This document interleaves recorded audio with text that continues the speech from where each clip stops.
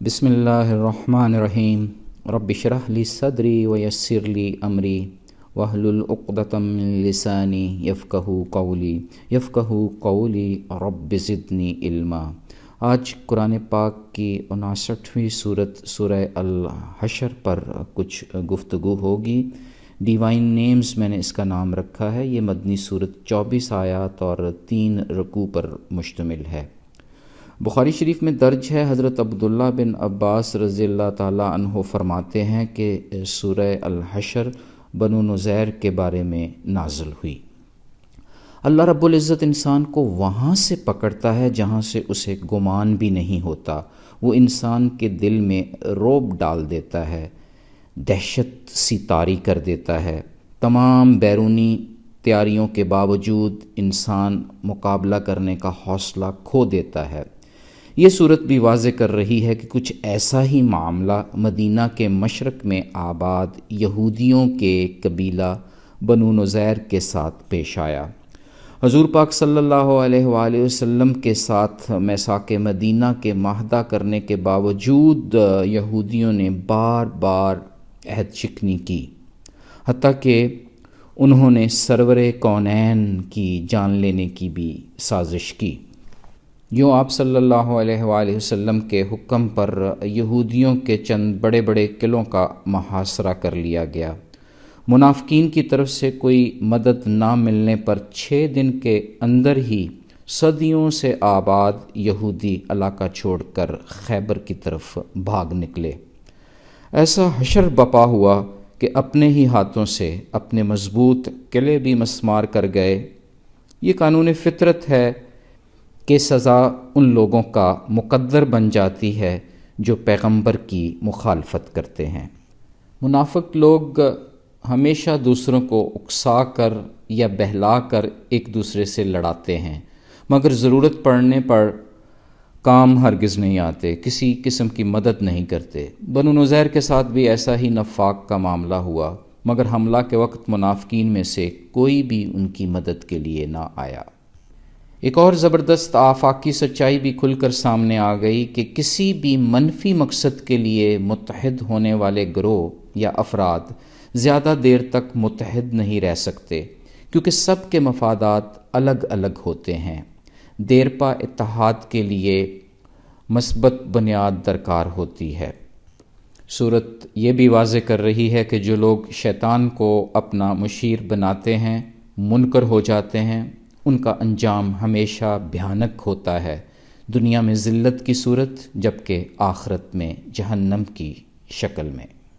اس صورت پاک میں ایک بڑی نصیحت کی گئی ہے کہ رسول اللہ صلی اللہ علیہ وآلہ وسلم جو کچھ تمہیں دیں وہ لے لو، اور جس چیز سے روکیں رک جاؤ۔ یوں قرآن کے بعد اللہ کے رسول کا ہر فیصلہ آخری حکم کا درجہ رکھتا ہے۔ یوں حدیث سے انکار کرنے والا شخص در حقیقت قرآن کا انکاری ہے۔ صورت یہ بھی واضح کر رہی ہے کہ اسلام میں معاشی جبر نہیں، بلکہ یہ دولت چند ہاتھوں میں سمٹنے کی حوصلہ شکنی کرتا ہے۔ دولت کا ہر طبقہ میں گردش کرتا رہنا ہی اسلامی معاشی نظام کا خاصہ ہے۔ یتیموں، مسکینوں، مسافروں اور رشتہ داروں میں دولت کی گردش نہایت ضروری ہے۔ اس صورت مبارک میں اللہ رب العزت اہل مدینہ کے جذبہ ایثار کا تذکرہ اور تحسین خود اپنی زبان سے کر رہے ہیں کہ انہوں نے مہاجرین کے لیے اپنے دلوں میں کوئی تنگی نہیں رکھی۔ بخاری شریف میں درج ہے کہ آپ صلی اللہ علیہ وآلہ وسلم نے فرمایا، ابو طلحہ رضی اللہ تعالیٰ عنہ اور ام سلیم رضی اللہ تعالیٰ عنہ پر اللہ تعالیٰ بہت زیادہ خوش ہوئے اور ان کے انداز پر مسکرا دیے۔ پھر اللہ نے اس صورت کی آیت نمبر 9 نازل فرمائی۔ اللہ تعالیٰ مزید فرماتے ہیں کہ جو بھی اپنے نفس کو بخل سے بچا لیتے ہیں وہی لوگ حقیقت میں کامیاب ہیں۔ فلاح پا جاتا ہے وہ شخص جو جی کے لالچ سے بچ جاتا ہے۔ اہل انصار کی کیا شان ہے کہ وہ دعا بھی کرتے ہیں کہ ان کے دلوں میں اہل ایمان کے لیے کوئی کینہ نہ رہے۔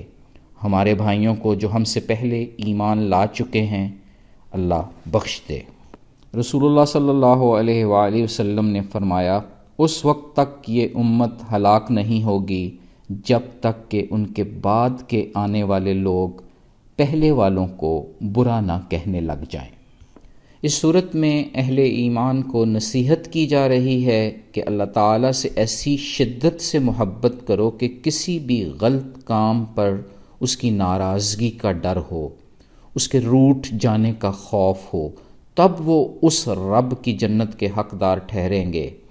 یہی رب سے محبت کا انعام ہے اور یہی اصل کامیابی۔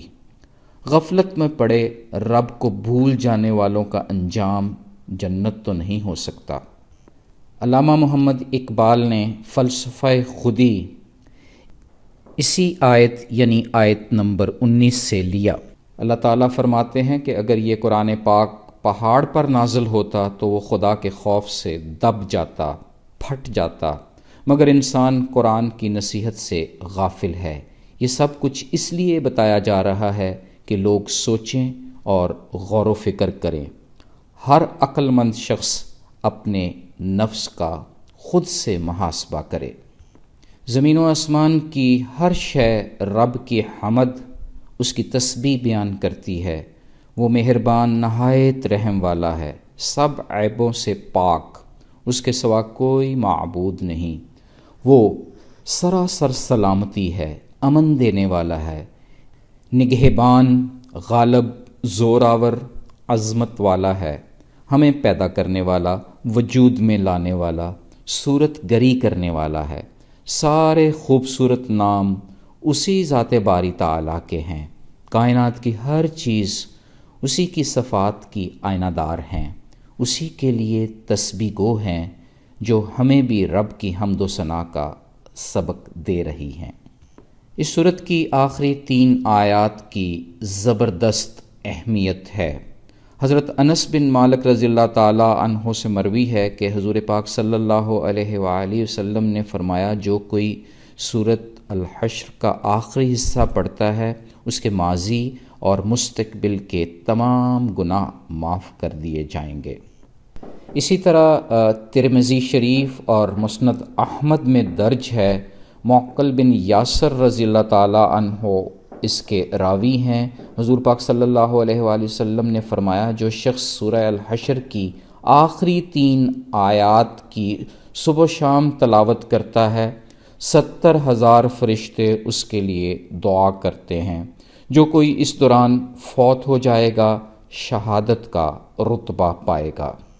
مختصراً یہ کہ زمین و آسمان کی ہر شے جیسے اپنے اپنے نرالے انداز سے رب کی پاکی بیان کرتی ہے، ہمیں بھی اعلیٰ کردار کو اپنا کر قرآن کو اپنی زندگی کا اوڑھنا بچھونا بنا کر اپنے انگ انگ کو رب کائنات کی ثنا کے لیے تیار کرنا ہوگا۔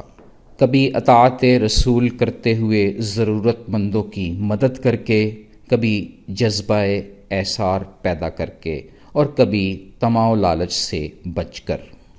آئیں ڈیوائن نیمز یعنی اللہ تعالیٰ کے اسماء حسنہ کو دل کی گہرائیوں اور روح کی رعنائیوں میں سرایت کر کے صبح و شام پاکیزگی کا عملی اور عقلی مظاہرہ کریں، اور یوں فرشتوں کی دعا سے اپنی پریشان زندگیوں کو مسحور کر لیں۔